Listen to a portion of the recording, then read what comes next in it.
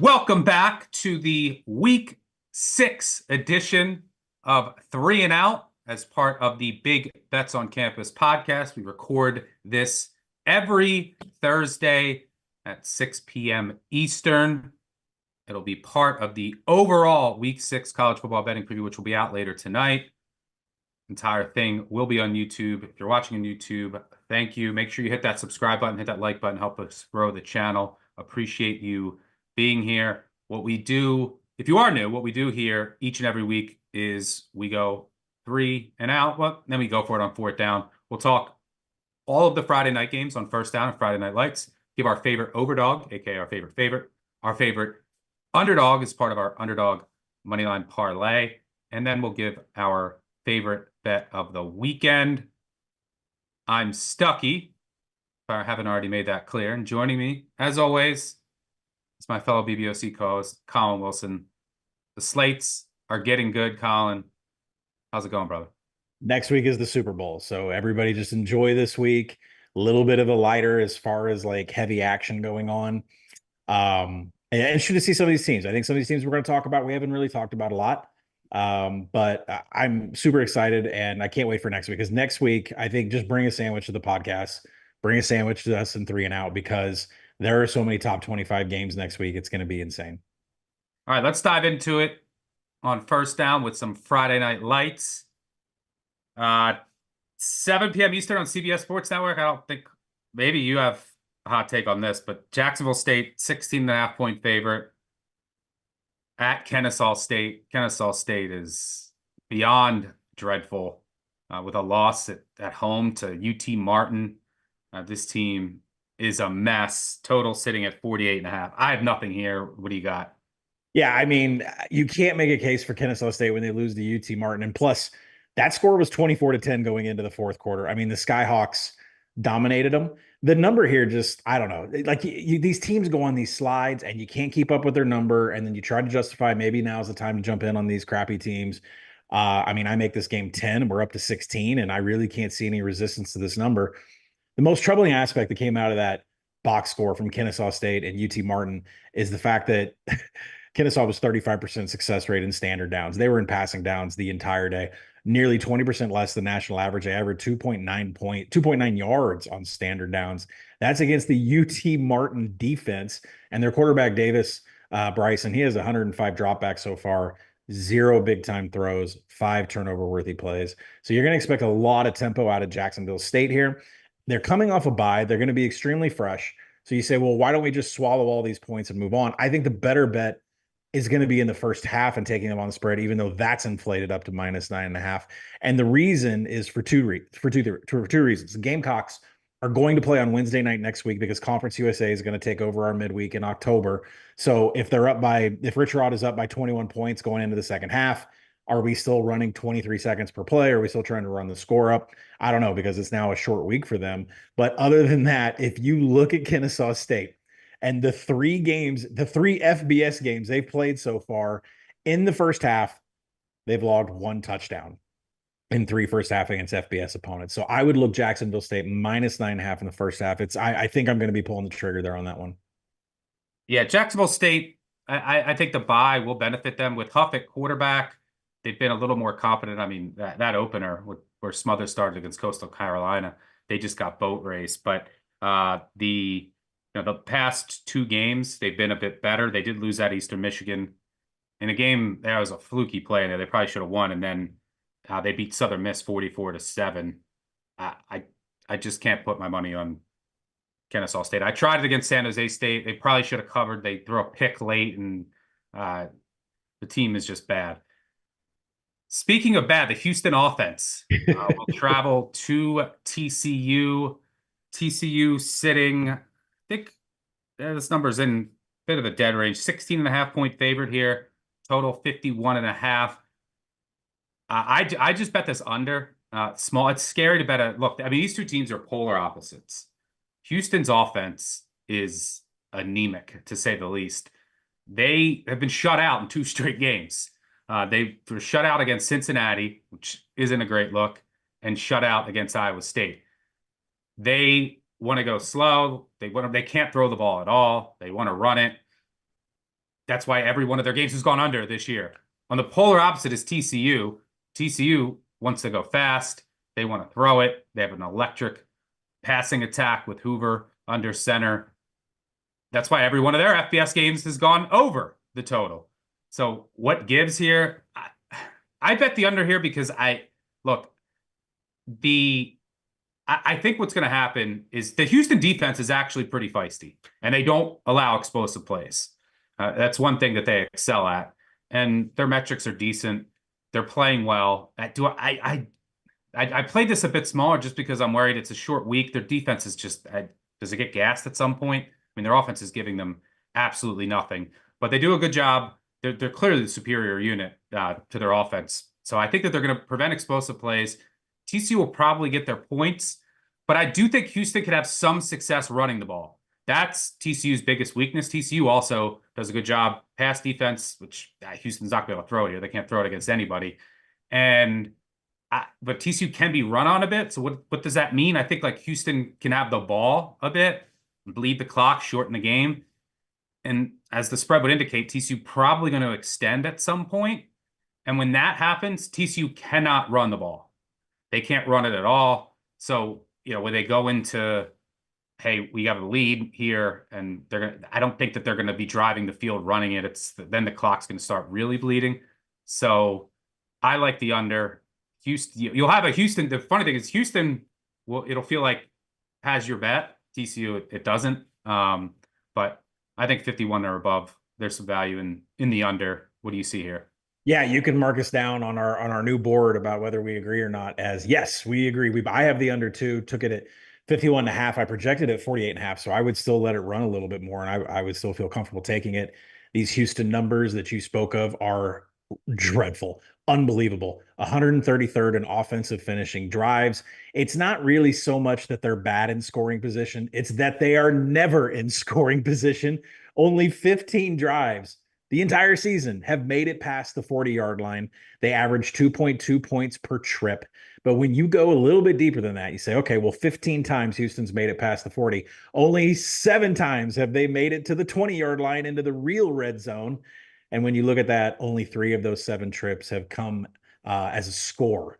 As a score. They only have 2 touchdowns out of the red zone this year. So if you're looking for points from Houston, it just hasn't been good, and I doubt it's going to start. Now, if you have an under, you need to kind of handicap the other team and what they're going to be able to do. And Houston does have a defensive front that is top 20 in rushing success rate. So TCU doesn't run the ball that much, and if they do, Cam Cook's only averaging 2.4 yards after first contact. So it's not like they have any juice on the ground. And TCU is 132nd in creating ground explosive. So you're just not going to get that out of the Horned Frogs. You have to look and see what Josh Hoover is going to do from the passing game.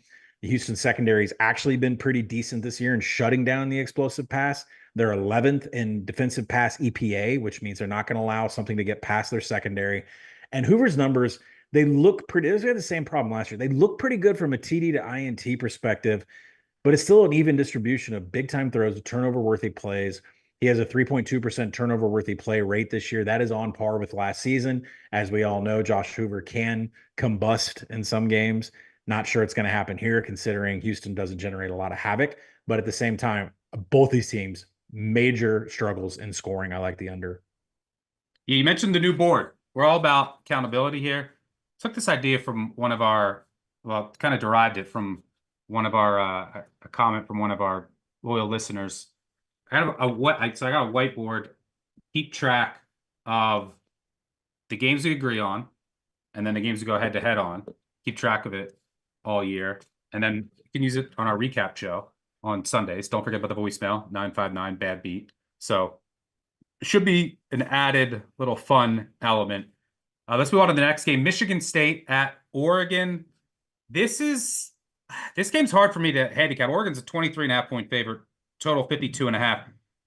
Michigan State, they're just a high variance team because Aiden Childs, he can make some incredible plays at quarterback, but he also can just give the ball away at any given time. I thought that they got pretty unfortunate last week against Ohio State. They did some good things early. Like I'm looking here. They turned it over on downs at the Ohio State 20. Then they fumbled it at the Ohio State 20. Um, they did score a touchdown after an interception, but then they fumbled it at the Ohio State 16. So they did 3 drives inside the Ohio State 20 where they didn't score.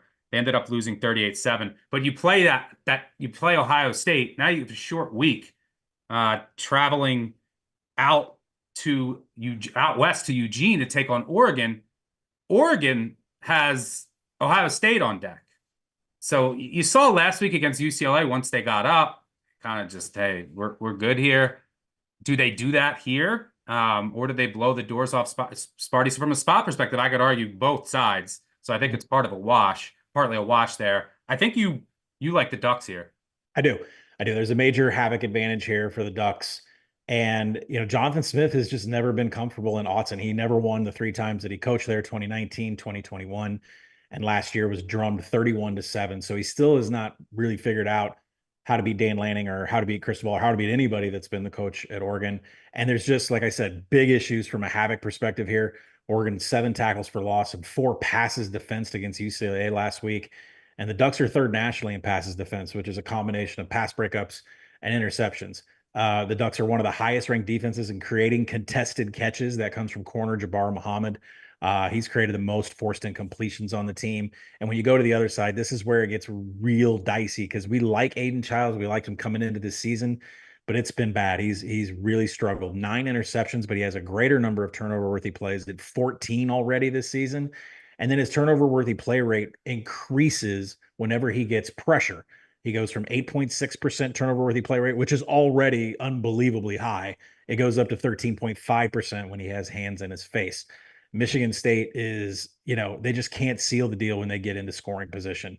They're 129th in offensive finishing drives, and they average 2.9 points. It's less than a field goal every time they get past the 40-yard line. I don't expect the Spartans to score much here. So really the question is, if Oregon's got overlooked Ohio State, can the base offense and the base defense beat Michigan State? Based upon history of Jonathan Smith and Autzen, based upon the havoc numbers, I think Oregon gets it done. I projected about 25.5, so I think there is a little room here to get Oregon right now. Yeah, I'll try to get that under 24 if you're following along. Then finally, little late night, I think 9 p.m. Eastern kick on FS1. Really fascinating game between Syracuse and UNLV. Syracuse has to travel out west, but UNLV is Syracuse. Who did they played Holy Cross, so they had a bit of a layup last week. Mm-hmm. UNLV coming off a pretty emotional win over Fresno State. They just blew the doors off the Bulldogs after making a quarterback change to Haj Malik Williams, who was electric. Now, I don't think it was any downgrade, but this game is really interesting. Now, I don't think the UNLV defense gets enough credit. That's been, I think, one of the most improved units at the Group of 5 level. Couple Arkansas guys that you're familiar with that Barry Odom brought over. Jalen Catalon, their linebacker is one of the best players at the Group of 5 level. This defense is good. And, in comes the Syracuse offense. Kyle McCord, I think he leads FBS in passing yards. He's been good, and they have great weapons in the backfield at receiver and tight end with Gadsden. But he's been a bit erratic at times with, some questionable throws. But this offense definitely is explosive. The question I have here, I show value in Syracuse at this number, especially if it gets to 7. But my question is, how much of an upgrade is UNLV with Haj Malik Williams? If that is indeed the case, last week, I do think that they benefited a bit from the element of surprise, right? Like that was his first start. They had a lot of success running RPO and getting Ricky White involved, who's going to probably be a more integral part of this offense. But now Syracuse has seen what that looks like. I had a feeling that was like a rallying game for UNLV after everything that happened. So this is a really fascinating game. UNLV definitely in the conversation now for a Group of 5 playoff berth. They already have wins over Kansas and Houston. Took care of business against Fresno. This can be another feather in their cap. What do you see here? Pretty smart of Barry Odom to keep Haj Malik Williams off tape until conference play. I thought it was quite the introduction. I think the question is, what do you do with UNLV's power rating once you see a game like that? There's a quarterback change, better on the ground. We know that Haj Malik has a better arm, at least from an average depth of target perspective. And so you say, how much am I going to raise them? I raise them 3.5 points to go from Sluka to Williams. So there, there's that number I think is indiscretionary. You can make it whatever you want. I don't think I adjusted UNLV enough. That brings this game for me to UNLV -5. So I completely understand the steam, the overlook, and the steam in this game to get up to 6.5. And I think 7, you're going to get a lot of Syracuse scoops here just by guys that do numbers. But who can really make a case about where the ceiling is for UNLV right now? So the number is inflated here. We'll find out if it is.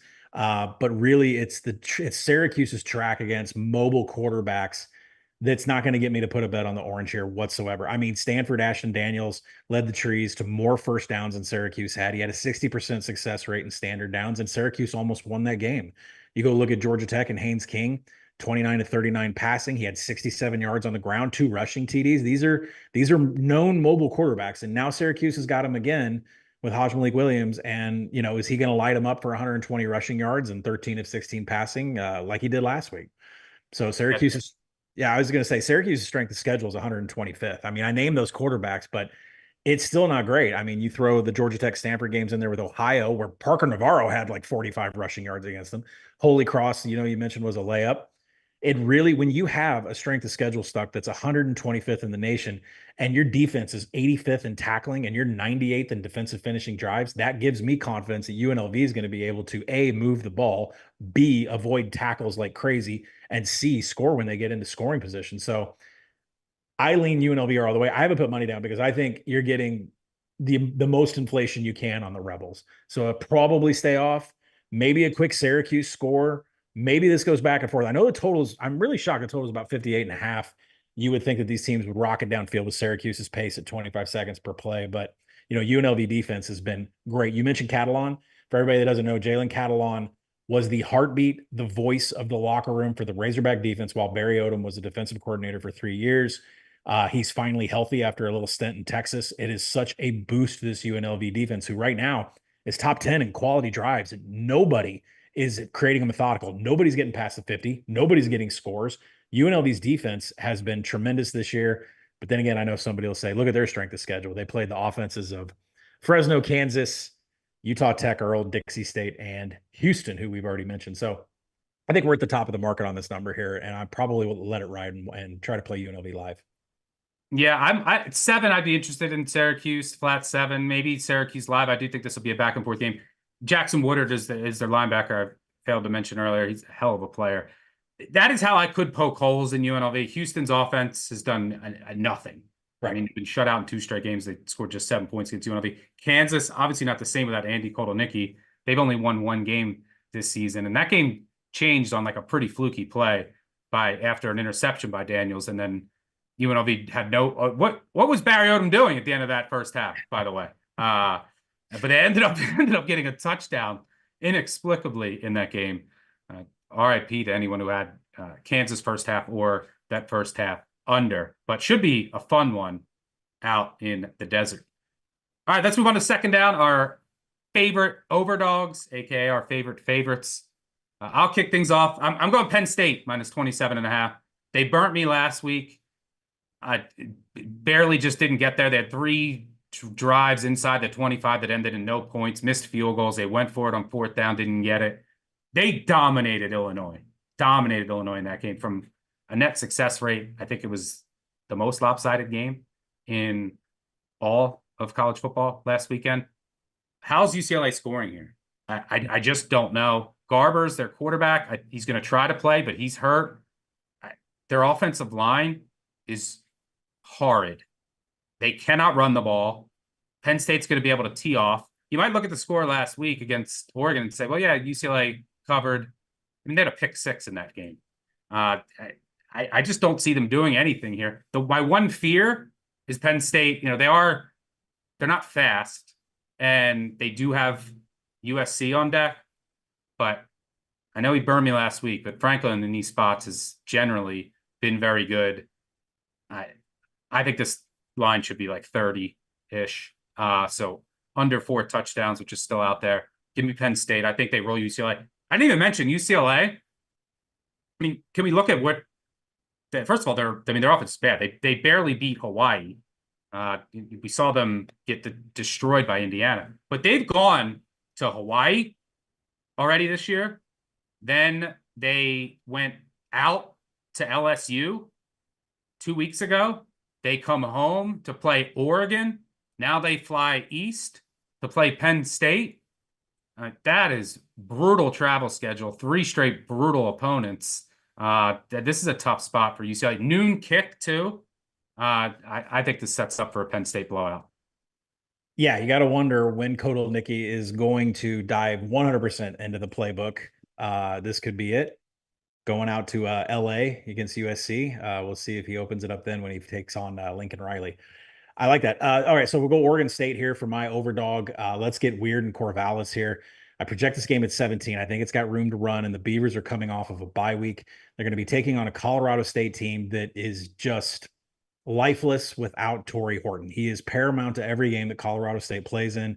Currently, right now, questionable, getting better week by week, but he is not at full health even if he does play. And if Torrey Horton does play, he's got to deal with the corners, Jaden Robbins, Andre Jordan, and Kobe Singleton. They will definitely get the duties and doing whatever they have to do in their cover 1 and cover 3 to jump all over Torrey Horton. So Horton's still questionable. That's a big downgrade for Colorado State if he doesn't play.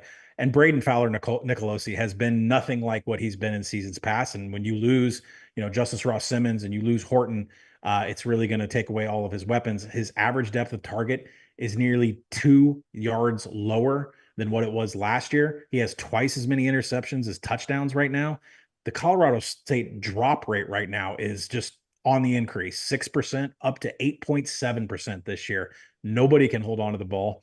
Oregon State plays more cover 1 than anybody. And if you look at Fowler Nicolosi's record against cover 1, it just skyrockets in negative plays against cover 1. 14.1% of the time Fowler Nicolosi looks at cover 1, he makes a huge negative mistake. Negative EPA at 0.4 yards per pass against cover 1. So there are a lot of things here that say they're not going to have, Colorado State's not going to have a good passing game. Even if Torrey Horton does play, he's probably going to get double teamed. I think there's a lot going on here. And Oregon State's rush offense is just, Colorado State's not going to be able to defend that. So give me Oregon State here, -11. I would take it all the way up through 14. Disagree. Going head to head. I'm on Colorado State here. I'm hearing good things about Horton, and they will be back. That's massive. Oregon State, to me, doesn't profile as a good double-digit favorite. I mean, this is a run-heavy team. They can't really throw the ball that well, and that's Colorado State's main weakness. Colorado State, not only are they I think they're getting Horton back, which is just massive, but they're getting other guys on their defense back. Their best pass rusher, which they've needed, will make his debut. They're getting another depth piece back on the defensive line. Their best safety was just cleared. Safety, position of strength. And Oregon State wants to run the ball. That's Colorado State's defensive strength, their run defense. So I think they can get Morrow going, too, on the ground to help Nicolosi. The Oregon State run defense is just dreadful. We're going head-to-head here. First one on the board, the Beavers and the Rams both coming off of byes. All right, let's move on to third down. It's our underdog moneyline parlay, our 2 favorite moneyline underdogs. I'm going to go Wake Forest here. Injury's a bit of a concern. Damon Claiborne, their running back, who's really good, he got carted off with a dislocated knee last week, came back in the second half. I've never seen this. He got carted off, came back, ran for a 60-yard touchdown. Donovan Green's been one of the best receivers in the SEC. He's been limited the past 2 weeks. He's still dealing with a lingering leg issue. When he was healthy against Virginia, I think he went for like 11 and 160. They're also going to be missing a couple key guys on defense. One of their best defensive linemen, one of their starting corners. So it's a banged up team. But the best unit on the field will be the Wake Forest offense. Hank Backmeyer. Backmeyer's had a really good handle of this slow mesh. Their offense has been really good. Very unlucky. They blew a 2-touchdown fourth quarter lead against Virginia. Last week against Louisiana, it's a coin flip game. They doink a field goal. Special teams are a concern here in this game because NC State will have an advantage there. But this is mainly a fate of NC State. How many more data points do we need to tell us that NC State's a bad football team? Do you want to go through them? No, we only need Western Carolina. That's all we needed. Western Carolina was one. They had a comeback in the fourth against Western Carolina. I said, okay, it was the first game. By the way, Western Carolina's 1 win on the year over Elon by 7. Louisiana Tech, they had to come back against at home. What you know what Louisiana Tech did? They lost to Tulsa at home.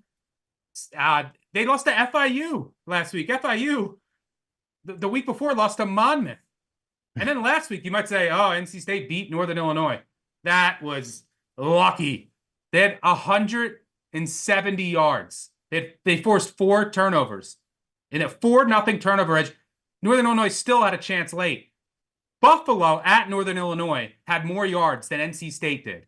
And the offense is broken. They can't run the ball. Bailey, I don't think their freshman quarterback is not ready. I mean, this is a kid who played in high school last year with Jeremiah Smith and a bunch of 5-star receivers. It's not the same right now. I don't think he's ready. Kid's got some talent, but their defense hasn't even been good.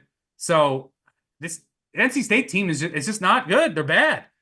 Every week, it doesn't matter who they play, the opponent has a chance against them, whether it be La Tech, Western Carolina, Northern Illinois. They get, absolutely bamboozled by Clemson and Tennessee. It's not a good football team right now.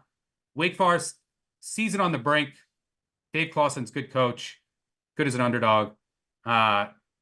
Injuries are concerned, special teams are concerned, but that Wake offense, especially if Green can go, has some juice. Give me the Demon Deacons. Yeah, you'd like NC State to figure it out, but they got too many data points to try to figure out. I am going to fade UCF. Has nothing to do with how much money came out of my pocket last week against Colorado, but I really like Florida in this spot. UCF continues to struggle in scoring position despite producing the 7th best mark in quality drives. KJ Jefferson and RJ Harvey are boat racing down the field. They're getting into scoring position. Wait. You're fading your UCF team and by betting on Billy Napier? I can't say it. I stopped saying that name out loud. I stopped saying that name out loud in 2020. So I can't say this is the most unlikely bet. If I had to go through the entire board and cross off one bet that you were going to make this week, it would be Florida and Billy Napier against your. I mean, how much did the Knights hurt you last weekend? Wow. Pretty bad. That was a bad loss. And as far as the coach of Florida, whenever he gets fired, I welcome him being the first analyst added to Steve Sarkisian's staff in Texas. But I am going to back the Gators here. There's a lot of things in the numbers that tell me that Florida is going to have at least an easier time than what the point spread says it's going to be. But like I said, UCF is boat racing down the field on teams, but they are heavily struggling in scoring position. I just go back to KJ Jefferson throwing an end zone fade. I don't even know how that is happening, but UCF has made 37 trips into scoring position this year. They average 3.2 points per trip. Field goals are not going to beat a lot of teams. It definitely did not work against Colorado. And the bigger issue is the secondary for the UCF on the defensive side of the ball. They're 124th in defensive passing success rate. They're 130th in allowing explosives through the air. You want to go over to Florida and see what they're doing. They're going to go with a hybrid approach. They're going to go DJ Lagway. They're going to go little Graham Mertz. I think we're still trying to figure out who has the hot hand, and let's stick with them. But Mertz has been highly accurate. I know his average depth of target is about the length of my arm, but he's been extremely accurate. 19 of 21 passing against Mississippi State with 3 touchdowns, an average depth of target of 5 yards. So if they want to go, Florida wants to go pea shooter, they can use Mertz. But if they want to go with the home run hitter, DJ Lagway, he has yet to produce a turnover-worthy play in 53 passing attempts. So far, he's bankable to not make a mistake.